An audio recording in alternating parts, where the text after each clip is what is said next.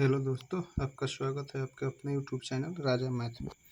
आज हम लोग पढ़ेंगे न्यूटन के गति नियम और घर्षण। न्यूटन के गति नियम और घर्षण के बारे में, जो सभी प्रतियोगी परीक्षाओं के लिए उपयोगी है। चलिए, न्यूटन की गति का नियम। पहले है जड़त्व। यह किसी पदार्थ का वह गुण है जिसके कारण पदार्थ अपने अवस्था परिवर्तन का विरोध करता है, अर्थात स्थिर है तो स्थिर रहना चाहता है, और यदि गति में है तो गति में रहना चाहता है। जड़त्व नियम दो प्रकार के, एक होता है गति का जड़त्व, एक होता है विराम का जड़त्व। जब वस्तु गति में होती है तो उसे गति जड़त्व कहते हैं, और जब वस्तु स्थिर अवस्था में होता है तो उसे विराम जड़त्व कहते हैं।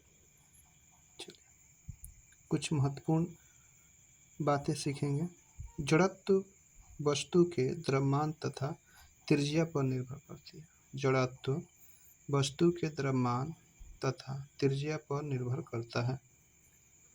न्यूटन ने अपने गति के नियमों को अपनी किताब प्रिंसिपिया में लिखा था। न्यूटन ने गति के नियम को अपनी किताब प्रिंसिपिया में लिखा था।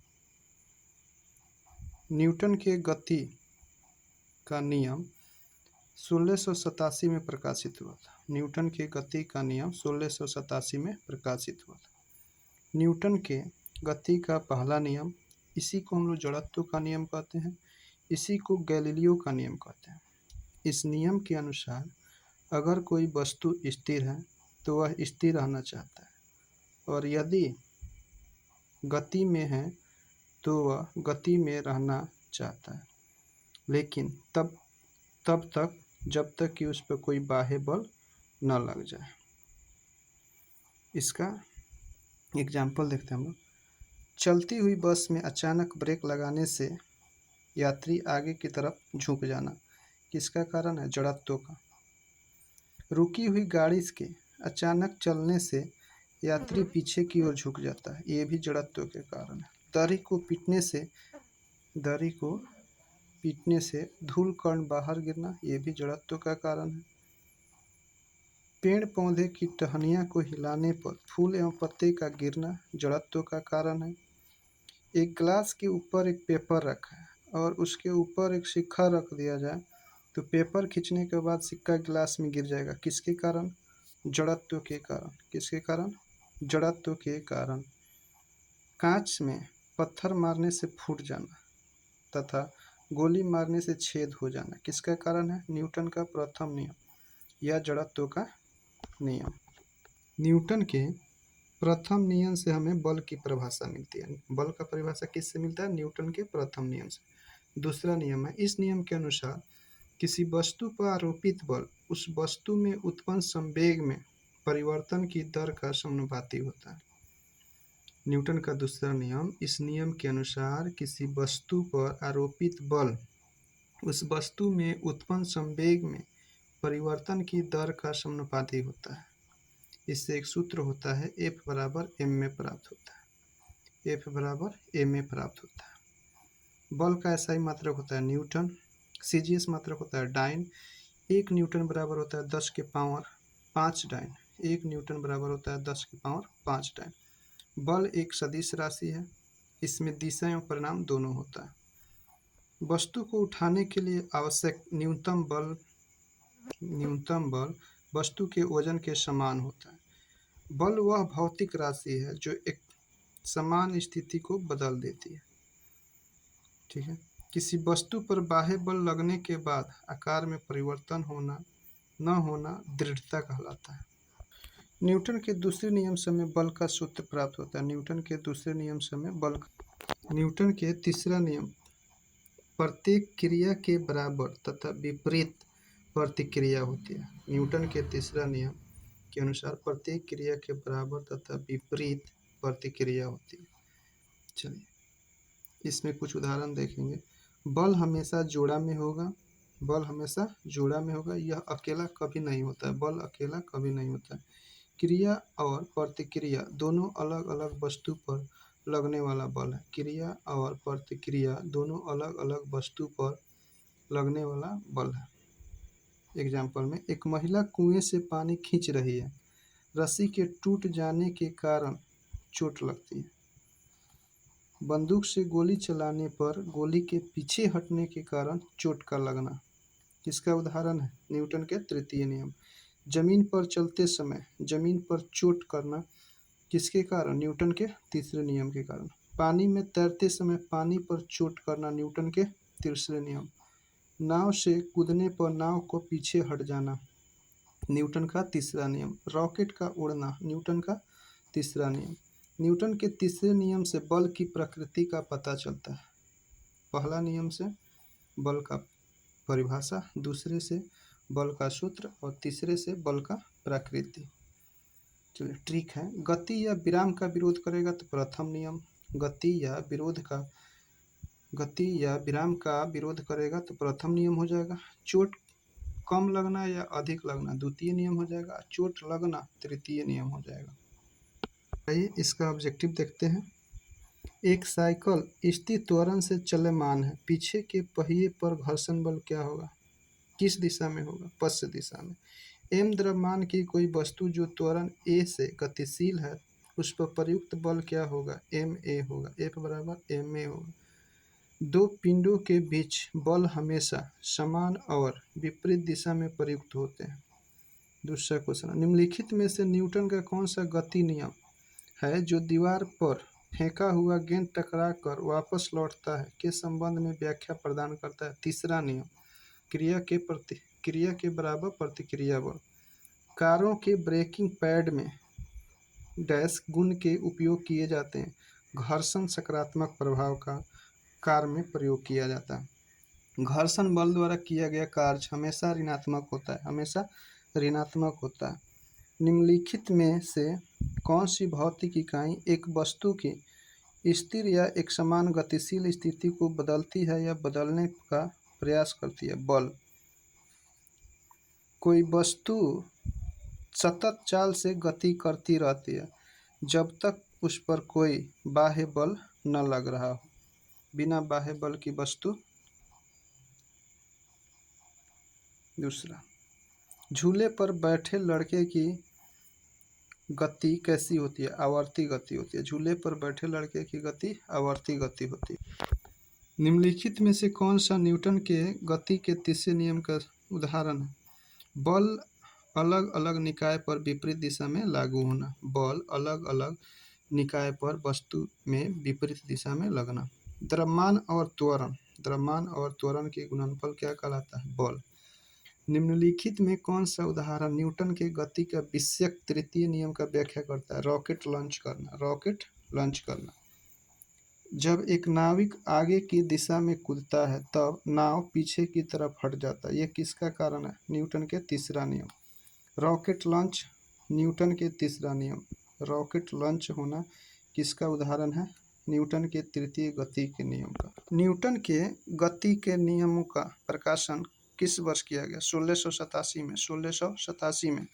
न्यूटन का गति का तीसरा नियम निम्नलिखित में से किस स्थितियों पर लागू होता है? जब कोई व्यक्ति नाव से नदी में कूदता है तो नाव पीछे की ओर हट जाना। बल की परिभाषा को किस आधार पर व्याख्या किया जाता है? न्यूटन के पहला नियम या जड़त्व के नियम। चलिए दूसरा, गति का दूसरा नियम किससे संबंधित है? संवेग से। किससे संबंधित है? संवेग से। एक ऊंची छलांग लगाने वाला व्यक्ति ऊंची छलांग से पहले कुछ दूरी तक दौड़ता है ताकि गति का जड़त्व उसे लंबी छलांग लेने में मदद करे। मेज पर रखी गई पुस्तकों का ढेर किसके कारण नहीं हटता है? जड़त्व के कारण। अविचलित वस्तुओं में आराम में रहने या समान वेग से चलने की प्रकृति को क्या कहते हैं? जड़त्व कहते हैं। किसी स्थिर वस्तु के स्थिर रहने या गतिशील वस्तु के उसी गति में गतिशील रहने की प्रक्रिया क्या कहलाता है? जड़त्व कहलाता है।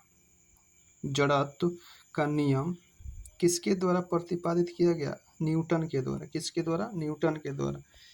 जब बंदूक से गोली छोड़ी जाती है तो बंदूक विपरीत दिशा में धक्का लगाती है। यह न्यूटन के किस नियम का उदाहरण है? तृतीय नियम।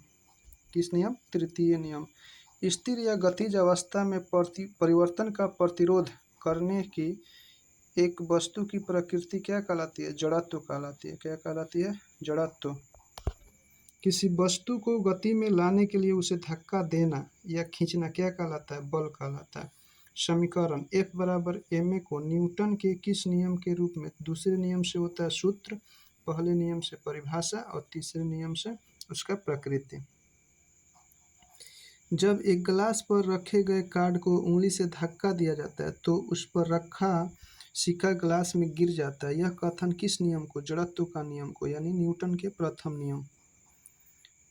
यदि एक m द्रव्यमान वाली वस्तु को जमीन से h मीटर ऊंचाई तक उठाया जाता है तो इस क्रिया के लिए बल की आवश्यकता होती है। वस्तु को उठाने के लिए आवश्यकता न्यूनतम बल किसके समान होगा? वस्तु के वजन के।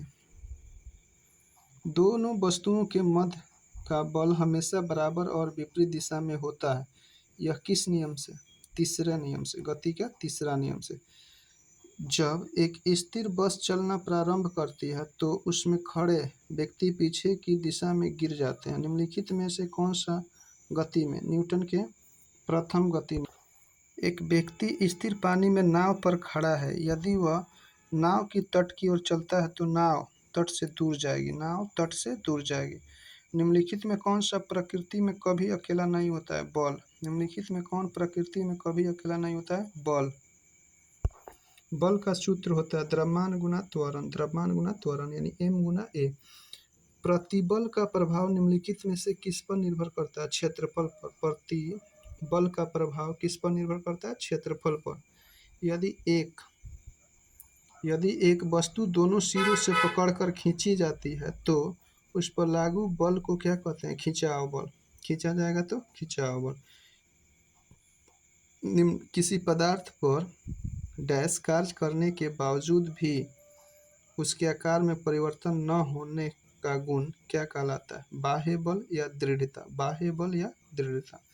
निम्नलिखित में से कौन एक वस्तु पर लागू असंतुलित बल का प्रभाव नहीं है? वस्तु की गति में परिवर्तन का कारण नहीं बनता। डैश दो वस्तुओं के मध्य परस्पर क्रिया होती है। बल। डैश ने क्या दो वस्तुओं के मध्य परस्पर क्रिया होती है? तो बल। प्रकृति में अकेला क्या नहीं रह सकता? बल। निम्नलिखित परिस्थितियों में किसमें कार्य नकारात्मक बल द्वारा कार्य किया गया है? जब कोई वस्तु बल की विपरीत दिशा में स्थानांतरित होती है। जब कोई वस्तु बल की विपरीत दिशा में स्थानांतरित होती है। ठोस सतह द्वारा किसी भी वस्तु पर सामान्य दिशा में लगाए गए बल को क्या कहते हैं? सामान्य बल। खींचने एक उदाहरण है। खींचना एक उदाहरण है क्या? दरवाजा खोलना, लड़के को धक्का देना, पर्दा उठाना या ध्वज फहराना। तो ध्वज फहराना एक खींचने का उदाहरण है। सभी बलों में होता है परिणाम और दिशा दोनों। परिणाम और दिशा दोनों। जब दो समान बल किसी पिंड पर एक दूसरे के विपरीत दिशा में प्रयुक्त हो तो पिंड पर प्रयुक्त होने वाला बल कुल बल के होगा शून्य। निम्न में से कौन सा घर्षण बल के बारे में सही नहीं है?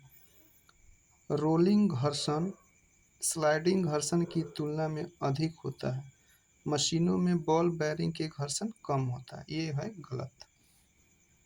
यदि किसी गतिमान वस्तु पर कोई बल आरोपित नहीं है तो यह किसके कारण रुक जाएगी? घर्षण के कारण। दो सतहों के बीच सतह की अनियमितताओं के परिणाम स्वरूप क्या होता है? घर्षण होता है। गति का द्वितीय नियम क्या दर्शाता है? किसी वस्तु की गति में परिवर्तन की दर शुद्ध बल की दिशा में वस्तु पर लागू शुद्ध बल के अनुपातिक होता है। फिर से सुनिए। किसी वस्तु की गति के परिवर्तन की दर शुद्ध बल की दिशा में वस्तु पर लागू शुद्ध बल के अनुपातिक होता है। घर्षण बल कार्य करता है बल के विपरीत दिशा में। घर्षण कैसे कार्य करता है? बल के विपरीत दिशा में। घर्षण द्वारा किए गए कार्य का क्षय नहीं होना बल्कि वह तापीय ऊर्जा के रूप में परिवर्तित हो जाता है। घर्षण बल क्षय में नहीं होता है लेकिन वह तापीय ऊर्जा में बदल जाता है। किसी रॉकेट का उड़ान भरना किसके द्वारा समझा जा सकता है? संवेग संरक्षण के नियम के द्वारा, संवेग संरक्षण के सिद्धांत के द्वारा। क्या? रॉकेट का उड़ना, संवेग संरक्षण। निम्न में से किस सिद्धांत के अनुसार कोई रॉकेट अंतरिक्ष में कार्य करता है? संवेग संरक्षण का सिद्धांत, संवेग संरक्षण का सिद्धांत। एक बहुत पुराने मॉडल की पेंडुलम घड़ी की कार्य पद्धति पूरी तरह से डैश थी, मैंने क्या थी? Mechanical, mechanical. गति का प्रसिद्ध नियम किसने दिया था? न्यूटन ने दिया था। एक निकाय के संवेग में परिवर्तन की दर किसके समानुपातिक होता है?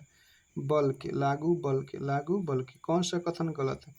जब बस अचानक रुकती है तो उसमें बैठे व्यक्ति आगे की ओर झुकते हैं, इसमें क्या दिया? पीछे की ओर, इसलिए यह गलत है।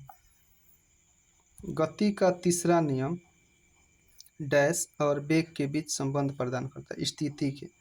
न्यूटन का गति नियम, न्यूटन का गति का दूसरा नियम बल के प्रभावों को समझाने में सहायक होता है। जब किसी प्रतिरक्षा बल F को विपरीत दिशा में लगाया जाता है तो दो दिशाओं के बीच का कोण होगा 180।